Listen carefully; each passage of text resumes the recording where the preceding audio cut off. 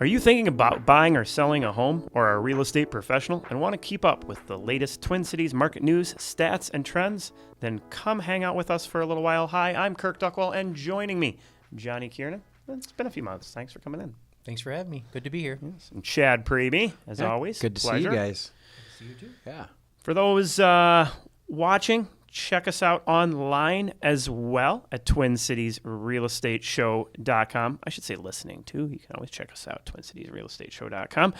There you will see our smart home buyer and smart seller guides on there for free download, as well as our BRIX report, past shows, and you can make your show suggestions and questions.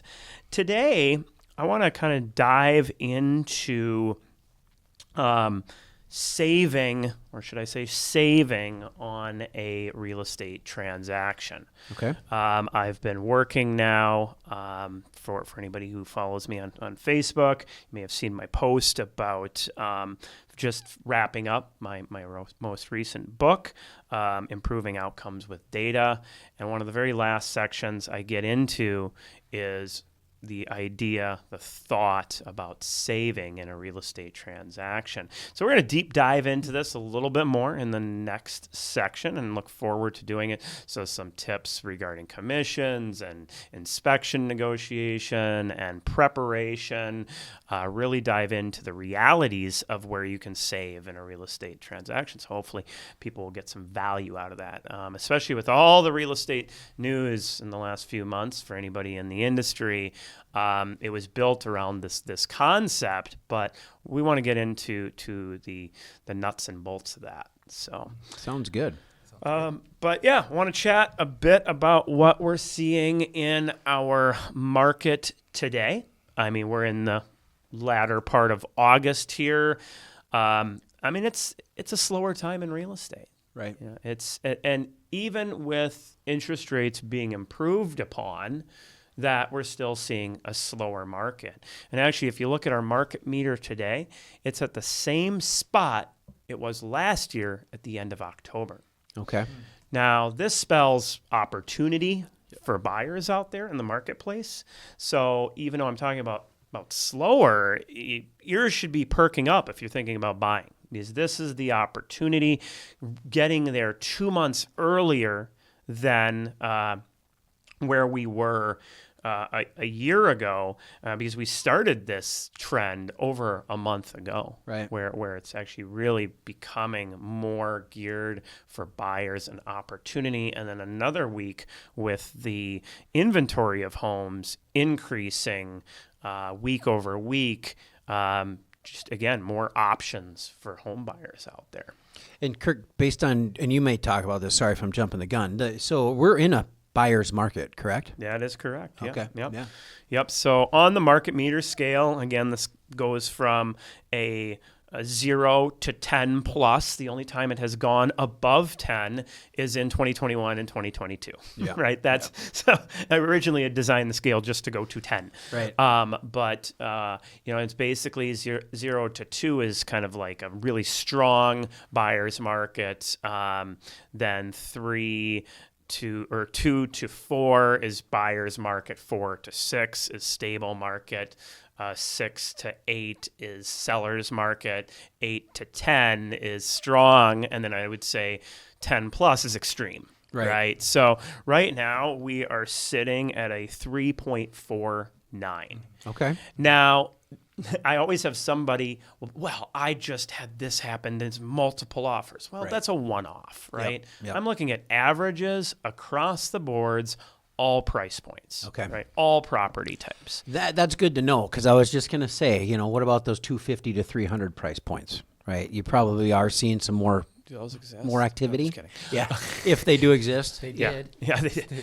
Yeah. So, and that's what's really important is when you're selling a home, when you're buying a home, getting that activity calculated for the market that you're going into. Huge. I know when I list a home, I'm basing pricing strategy completely off of that. Okay. Because where that activity is should be dictating where you may want to set that bar to achieve the highest sale price. So for sellers, a big mistake that we see is this idea that list price is the sale price, and it's not. Most homes sell for over or they sell for under. List price should be a strategy, not a mistake. It's a marketing tool. It's a marketing tool. 100%. Exactly. And to your previous point, I think that a well-listed home, well-appointed home that's been cared for, I mean, that's going to sell in any market, right? So if something's well put together and it's listed appropriately. So that's that outlier you're talking about where you end up in multiple offers regardless of the market conditions. It speaks to the property and what the sellers have done to accommodate, you know? Well, I know something that Yeah. just, I was writing this again, outcomes with data, and one of the lines I use in there is, well, at the end of the day, the buyers set the price. Now, you're going to irritate some agents with that, and you're going to irritate some sellers with that, but in order to establish a price, you have to have an offer, right? Correct. And who makes that offer? That's a buyer, right? And if you don't get an offer, you have an unestablished value, right? So you can put the Yeah. price out there, but you don't establish it until you're at that closing table. Right. So let's Yeah, talk good a point. bit about the stats we're seeing right here today. So we have new listings into the marketplace. Yes, this is, good for buyers in a sense. They were outpacing. So it's on the 3-month rolling, up 2% on new listings week over week, down 3.1%. So we'll see which way that tracks. Another benefit to buyers here, pending sales has been tracking down now, 7.4% on the 3-month total. And then week over week down 5.4. But we've seen weeks, like a couple weeks ago, down 16%. Wow. On pending sales. So obviously this is going to affect inventory of homes. That's tracking down 15.2%. That's one of the higher we've now seen on that 3-month average in comparison to last year. Week over week, 14.4. So gaining over the previous week. Now you're talking about that market meter. Where does that stand? 3.49, which is kind of in the mid-ish buyer's market range, but trending downwards. Right. So, Okay. I like it. And then showings per listing, almost identical, 3.5. We're in a spot here where those buyers have some opportunity. And the other piece of the pie is interest rates. Right. Improved drastically over where we were this spring. Yeah, actually, I just read this morning before the show, you guys, we're at the lowest interest rates we've seen since April of 2023. So that's exciting. I'm excited about it, and it gives, especially our first-time home buyers, it just gives them a little more breathing room, affordability. Not just first-time home buyers, but anybody across the board. I think we're definitely deserving some lower interest rates, which is coming. Yeah, when I'm looking back at the trends, looking at December of this last year, it was a pretty good buyer's market during December, but there was only a teeny little window of opportunity where rates really got good in there. Yes, and I now remember we've that. seen going on 4 weeks of rates being, again, drastically improved. You go back to October of last year, we were approaching 8%, and now we're down around 6.5%, allows somebody to buy down to almost 6 and high 5s range, depending on where things are. Absolutely. Again, we're going to take a quick commercial break and get into whether you're buying or selling, some thoughts about saving on a real estate transaction and dive into some of the realities about that, where you can save the most. Again, check us out online, TwinCitiesRealEstateShow.com. We'll be right back.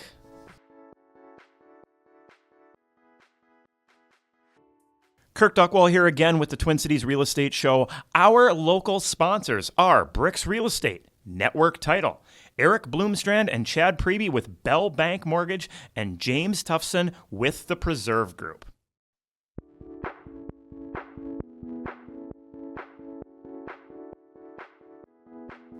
Welcome back to the Twin Cities Real Estate Show. Kind of excited to dive in here on kind of some ways, some thoughts about saving money on a real estate transaction, some of the realities around it, and some of the myths around it. Again, as mentioned in the last segment, I've just wrapped up writing my new book, Improving Outcomes with Data.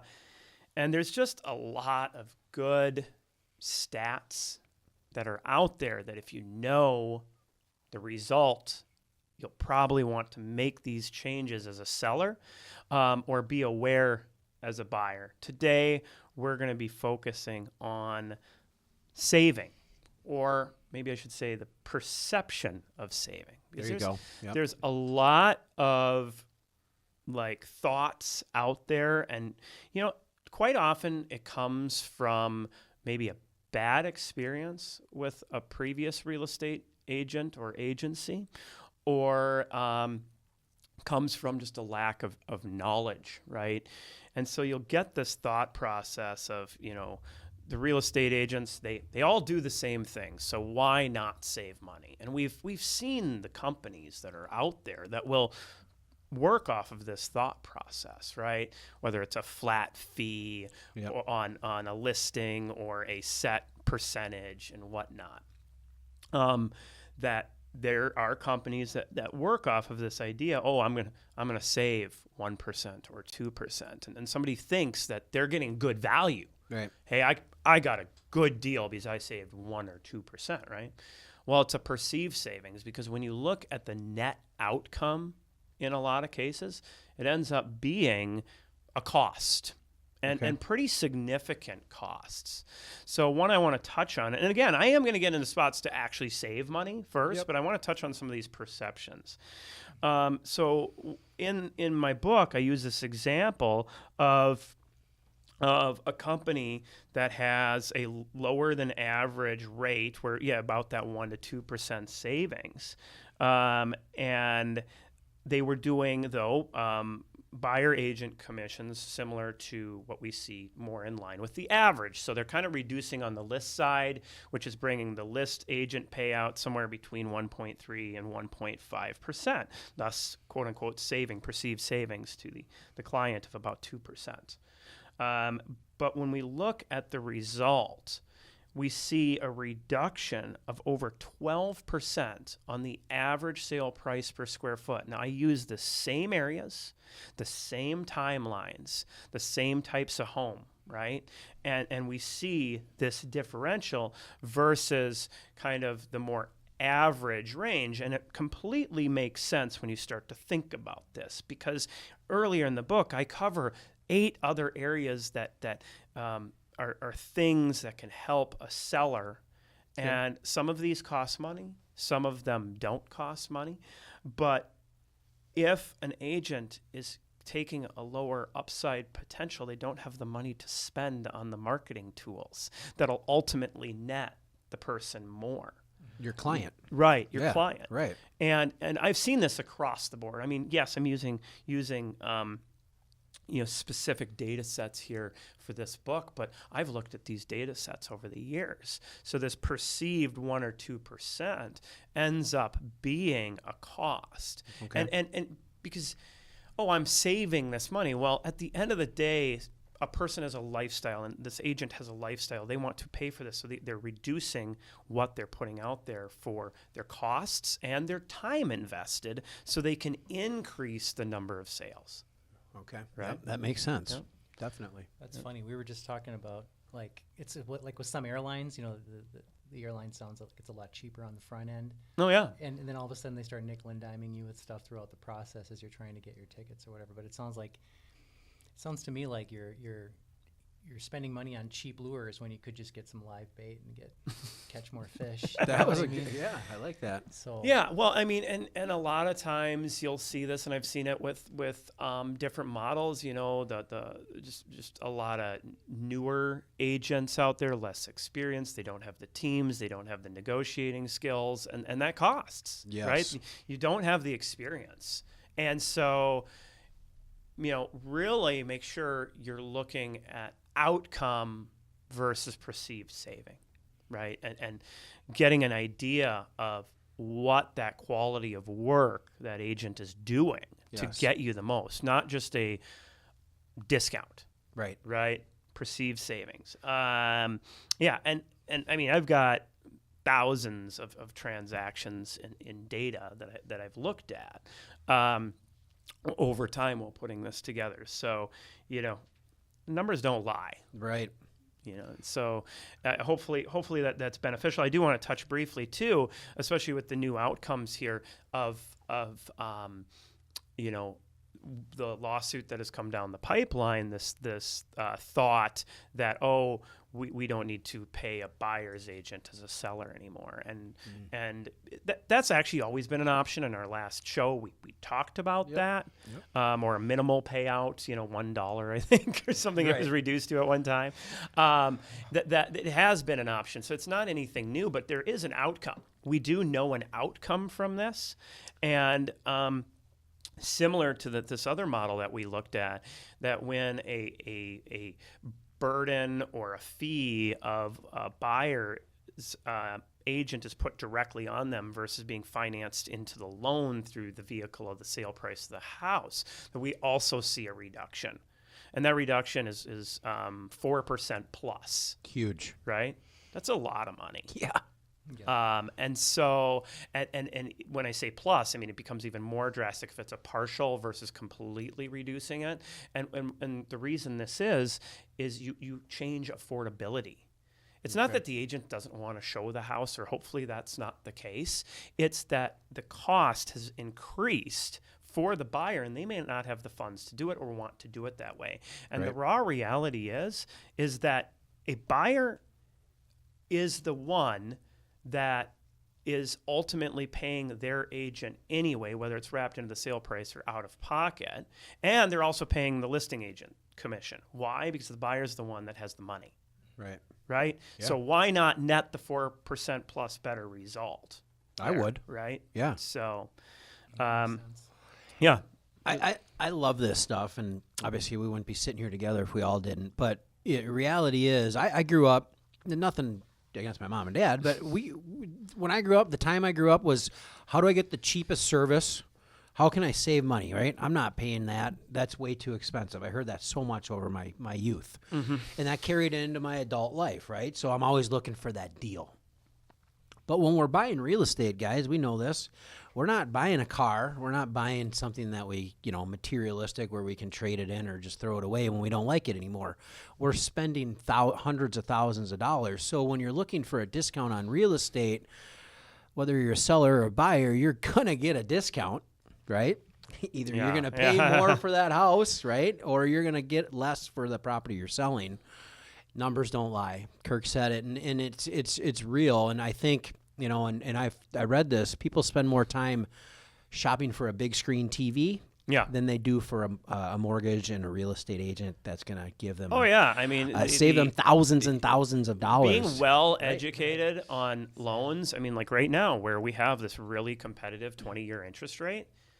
That's the kind of savings you want to be looking at. I mean, for the average buyer, you go with that 20-year loan, you're going to increase your payment by a few $100, but you're probably going to save over $110,000, $130,000 over the life of the loan. Right. That's savings. Yes. That's being smart. Yes. Right. So look at, instead of trying to get this fee down by $200 from your loan officer, try to get the best loan product through being educated. Yes. Right. Absolutely. So definitely better. I mean, anybody who knows tools, I mean, I can't tell you. Either I have the worst luck when I buy cheap tools, or cheap tools are just cheap tools and they break all the time, right? Because a lot of my cheap tools break. Yeah.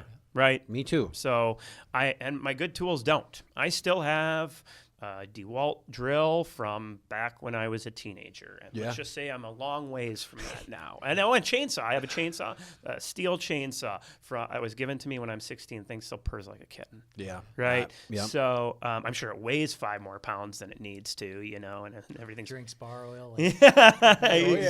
Exactly. But, I mean...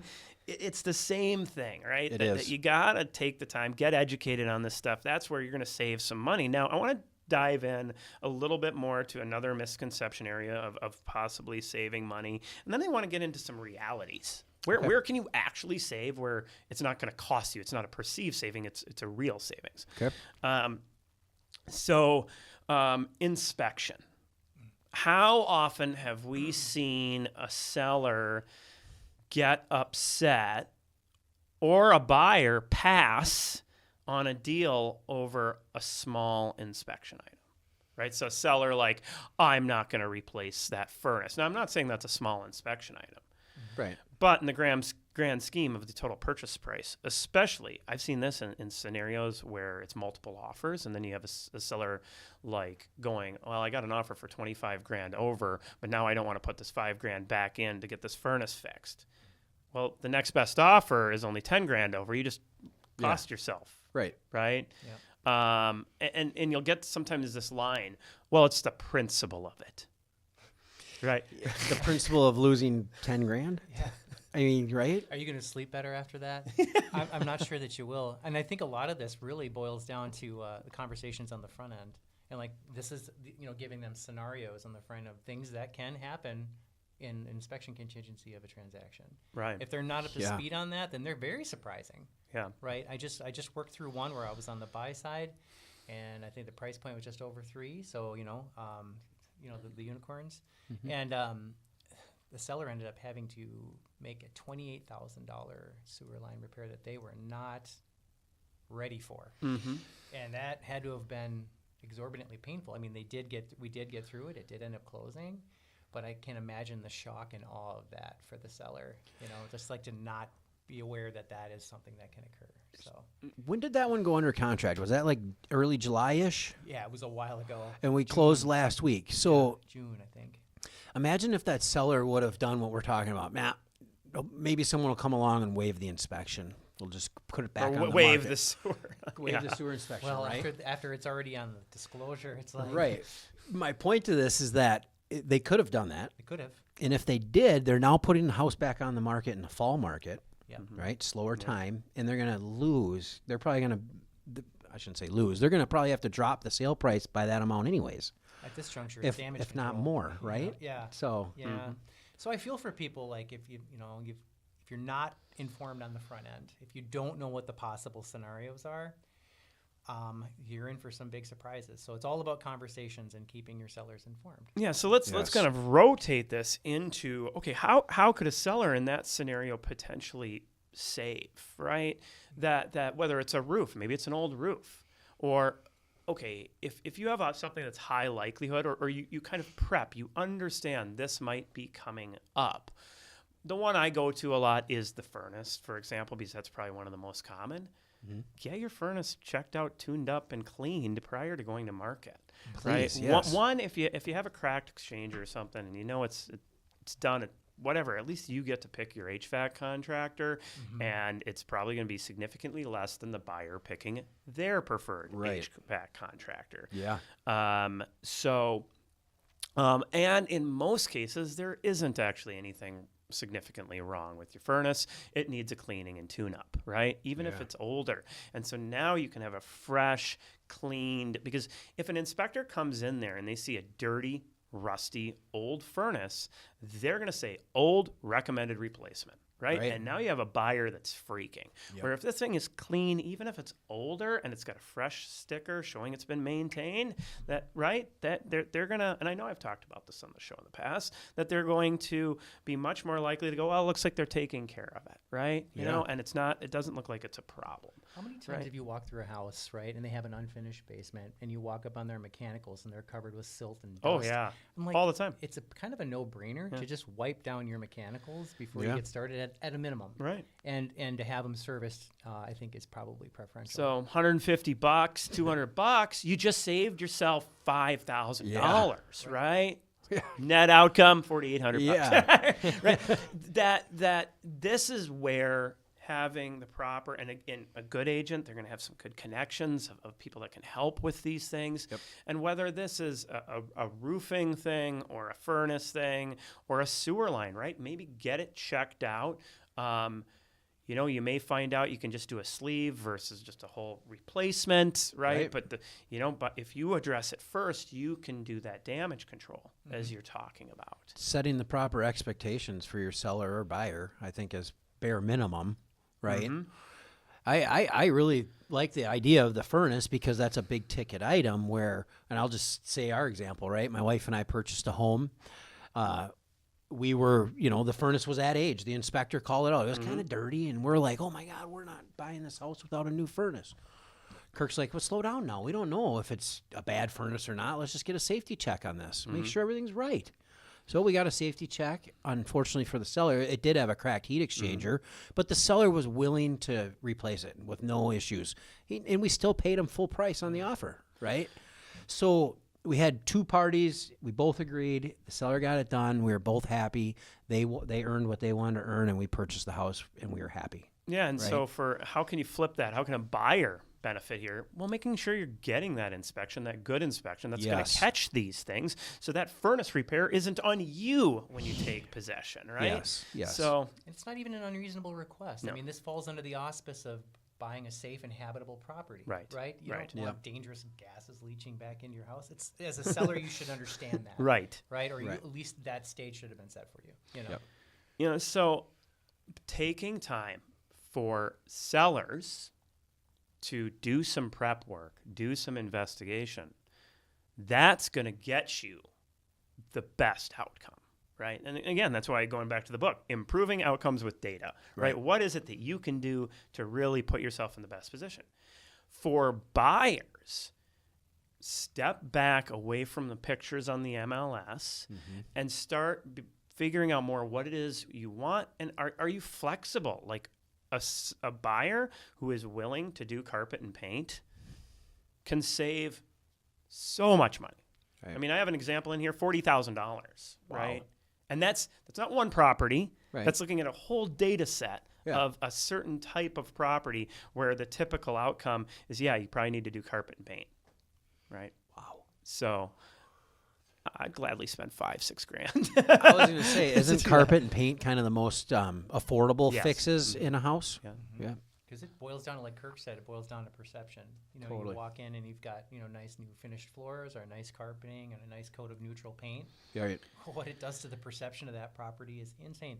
Painting foundation walls in a basement, what that does to the perception of a property is insane. You've seen people get excited about an unfinished basement. It's couple $100 worth of paint. Right. Right. Yeah.